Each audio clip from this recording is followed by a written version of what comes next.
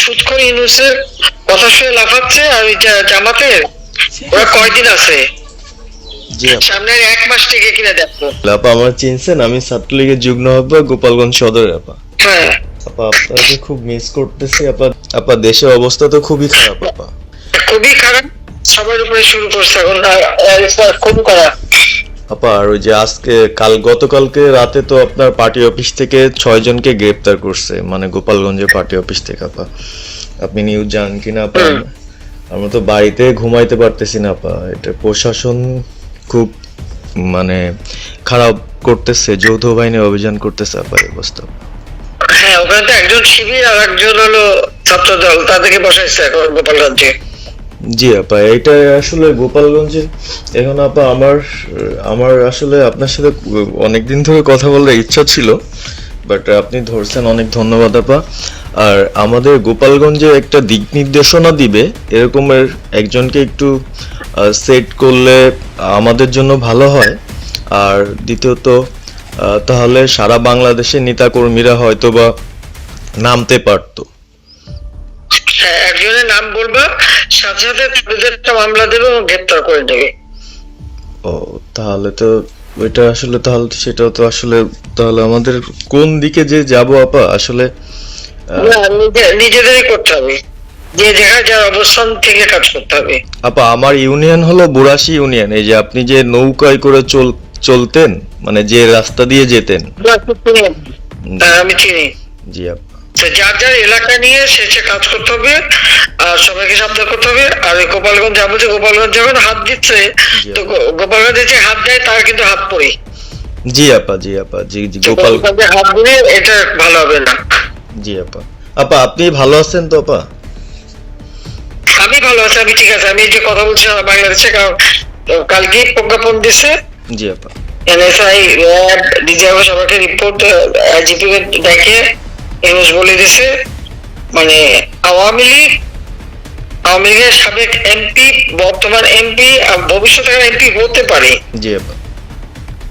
তারা তাদের আত্মীয় স্বজন, আত্মীয় স্বজন, জি আপা। প্লাস যারা কাউন্সিলর, মেম্বার, তারপরে মেয়র, যে যেখানে আছে, এবং তাদের আত্মীয় স্বজন সবাইকে অ্যারেস্ট করতে বলছে। তোমরা কত করবে, সেটাই তো কথা। হ্যাঁ আপা, এখন আমি কালকে আমাদের ইউনিয়নের চেয়ারম্যান, আপনি চিনেন কি না জানি না, এম ননি আহমেদ ননি, উনার সঙ্গে একটা মিটিং করলাম, কথা হয়েছে অনেকক্ষণই।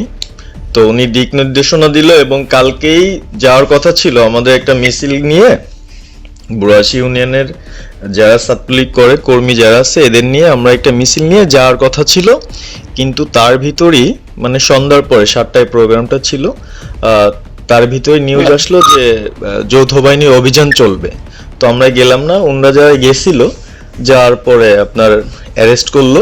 আর ওই যে পিছন দিয়ে যে গেটটা আছে না আপা, ওই গেট দিয়ে হয়তো বা 4-5 জন ধরেন যে চলে গেছিল বাইরে, এই অবস্থা।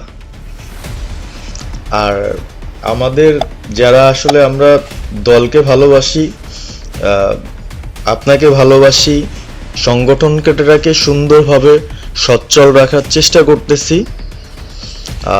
এদের খুব ডিস্টার্ব করতেছে খুবই। আপনার যেদিন জন্মদিন ছিল ওই দিন আমরা আমাদের ছোট ভাইদের দিয়ে, বঙ্গবন্ধু কলেজের ওদের দিয়ে আপনার অনুষ্ঠানটা ওরা করতেছিল, কেক কাটছিল, এর ভিতরে ওসি নিজে এসে ওদের কলার ধরলো। মানে খুব অ্যাক্টিভ যে 4-5 জন ছেলে আছে, হিমেল, তারপর বাপ্পি, রেয়াজ, সাকিব, তারপরে সাব্বির, এরা বঙ্গবন্ধু কলেজে আসলে আমি ব্যক্তিগতভাবে যতটুকু না করতে পারতেছি ওরা ততটুকু করতেছে।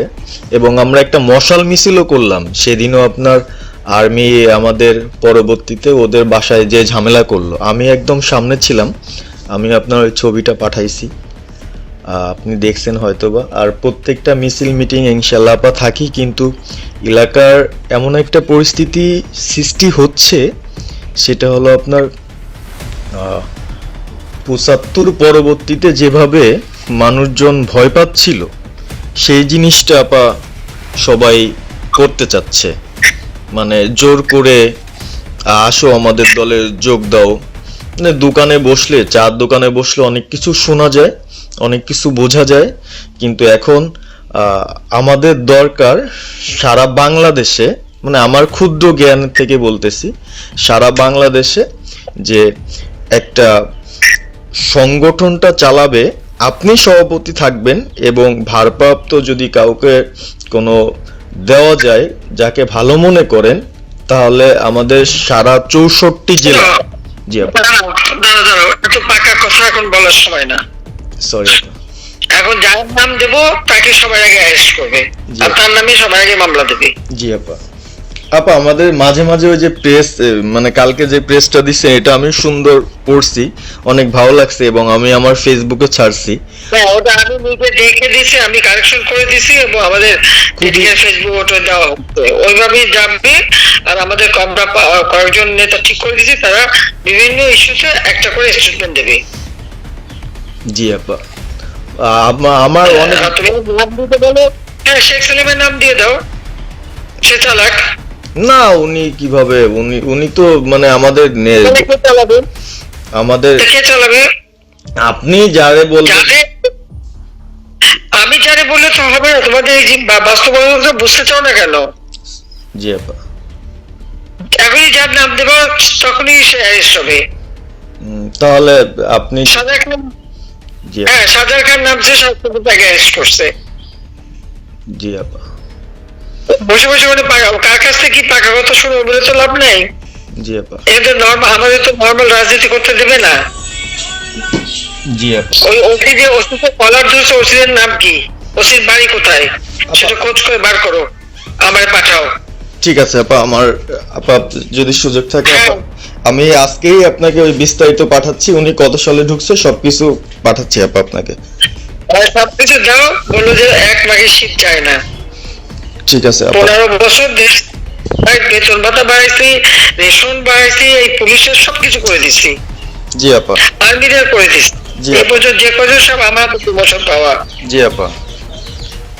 আর এখন ওই সুদখোর ইউনূসের কথা শুনে লাফাচ্ছে, আর ওই জামাতের ওরা কয়দিন আছে, জি আপা। সামনের 1 মাস থেকে কিনা দেখো। জি আপা। জি আপা, দোয়া করেন আপা, আর আমি আপনাকে 1 মাস আগে কিনা দেখো, তখনই আপনারা যারা বেশি বাড়াবাড়ি করেন কোথায় যাবেন সেটা বুঝে নিয়েন। জি আর এই তালিকা সব করে রাখো আপা। আর যারা এই যে ঘর বাড়ি ভাঙা পোড়ানো তাদেরকেও হিসাবটা নাম রাখো, এবার যেন ভুল না হয়, পরে এর চাচা, ওর মামা, ওর শ্বশুর, ওর শাশুড়ি, এইগুলি যেন না হয়। আপা। এবার গুইনে গুইনে গুইনে গুইনে হিসাব নেওয়া হবে। জি আপা। জি আপা। আমি গত 2001 কিচ্ছু বলিনি, আমি 2009 সরকার এসেও আমি ওসব কাউকে কিছু বলিনি, আমি দেশের উন্নয়ন করছি। আল্লাহ এরপরে যদি আল্লাহ যদি সুযোগ দেয়, তার আগে যারা আমার নেতা কর্মীকে হাত দিচ্ছে, কোপায় কোপায় ছাত্রলীগে মারতেছে, প্রত্যেকের এক একটা শিক্ষা আমি দিয়ে ছাড়বো। আর